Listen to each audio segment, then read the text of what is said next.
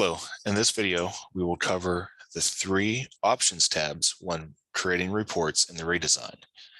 In my example, I will be working out of the budgetary files, and in particular, looking at budget summary reports.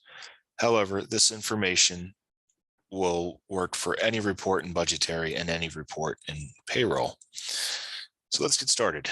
Currently, I'm under the report menu, the report manager. I'm going to click on the generate and download button. A couple things to point out first. This save and recall will be on every report. Once you have your options set up, and if this is something that you run on a regular basis, maybe it's a certain report for a certain fund or a certain grant, you can come in here and type in a name. In my example today, I'm going to be working with the 599 fund. So I'll call this 599. When you click off of here, a blue button will highlight. You can click save. What that'll do, if you switch back to default or a different format, from the save and recall menu, you can choose 599, and that's going to restore your options on all 3 of these tabs however you had them. The first option here is format.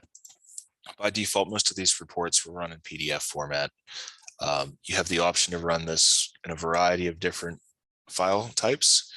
CSV if you need it, CSV field names, that is if you need the field names for a mass load. Excel, there's an Excel data. There's a few more hiding down here. If you scroll all the way down, there's a little black arrow down for Excel data, Excel field names as well. Orientation, you can choose portrait or landscape. Name here, this is the name that's going to appear on the top of the report. You can change this to whatever you want. So if you want to call this Bud Sum because you have a person that's looking at this report that's used to the lingo from Classic, you can certainly rename this report however you want. There's an option here, summary report. What that's going to do, that's going to condense the report down. Depending on what type of report and what options are chosen on the sort options, that can condense that report down to a summary version to the fund level, for example, to the special cost level, for an example. It really just depends. It's going to give you an abbreviated report format. Sometimes it doesn't work with every report. A summary report if you have a summary report and you choose a summary report, sometimes you'll get some weird things happen. So if you're getting a report that's usually works and it's coming back weird, check to make sure that summary report box isn't checked, because I've seen that as an issue with a number of districts. Your other option here is show report options. This will only work on PDF format.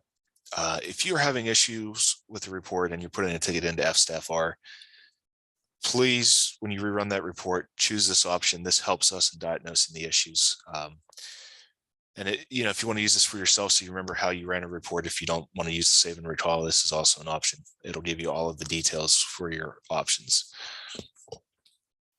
At the bottom here, you can schedule a cron job. That's not used very much, really only in very specific cases, so you'll probably never use that. On the query options, this is the second tab. Not all reports have this as an option. Sometimes it'll be grayed out. This is where you have any interactive filters where you can change values. So for example, here for fund, I have 599 entered. I could also do 001.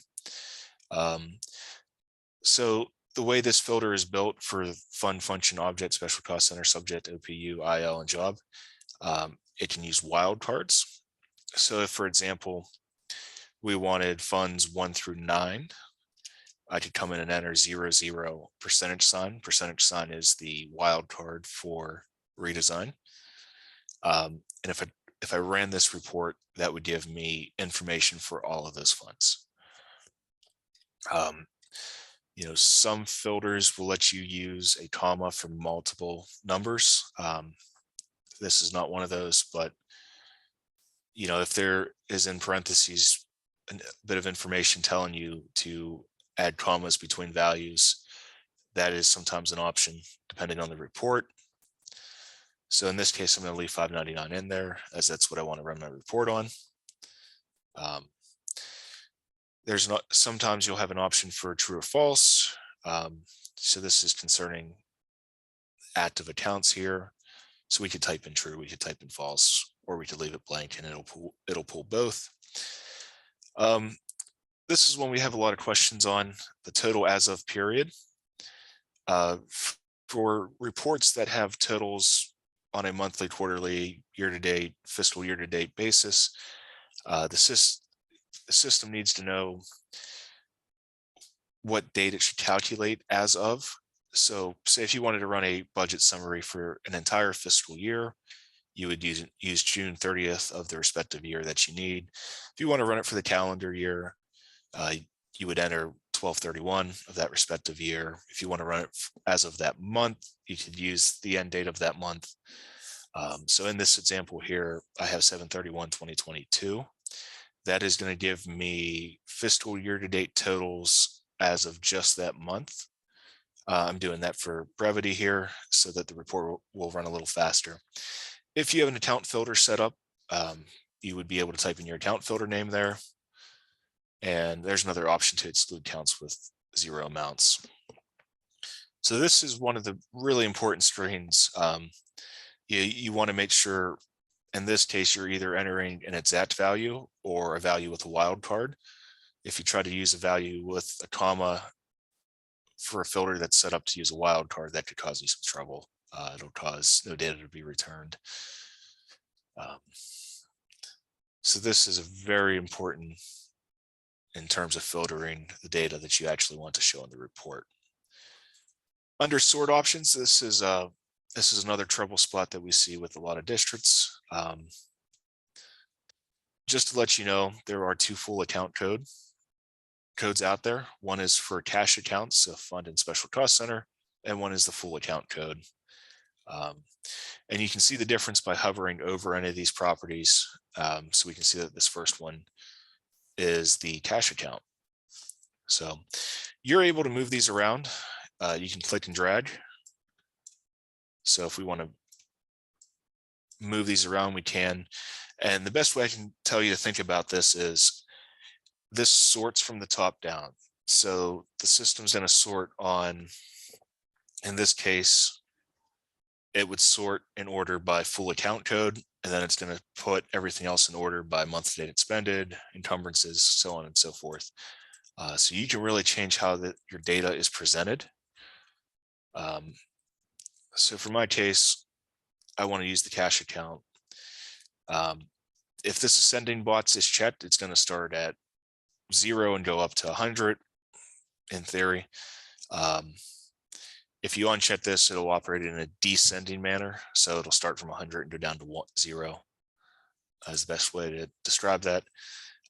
What a control rate does, that'll give you a subtotal on whatever this property is.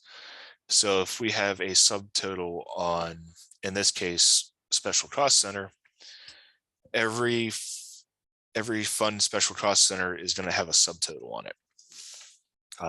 If we wanted a subtotal on object and not full account or not on the cash account, we could do that by adding it in.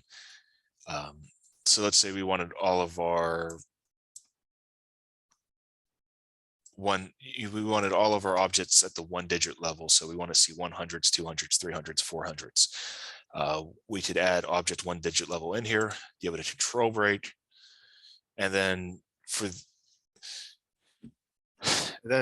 what we would want to do on this next step, depending how you want this data presented, we could add in full account code again below this. That way it's going to put all the 100 objects together and then put them in account code order.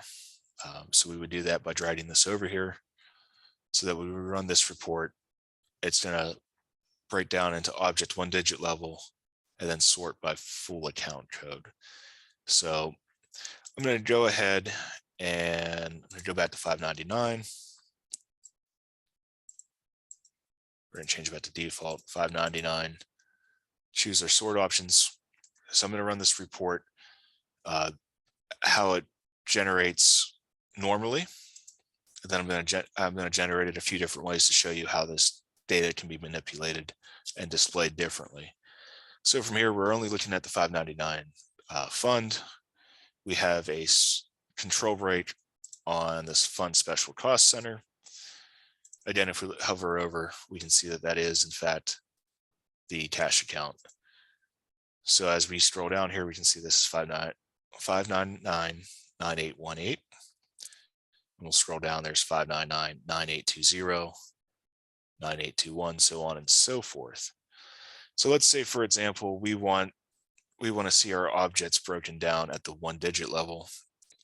We're going to add a control break on object 1 digit.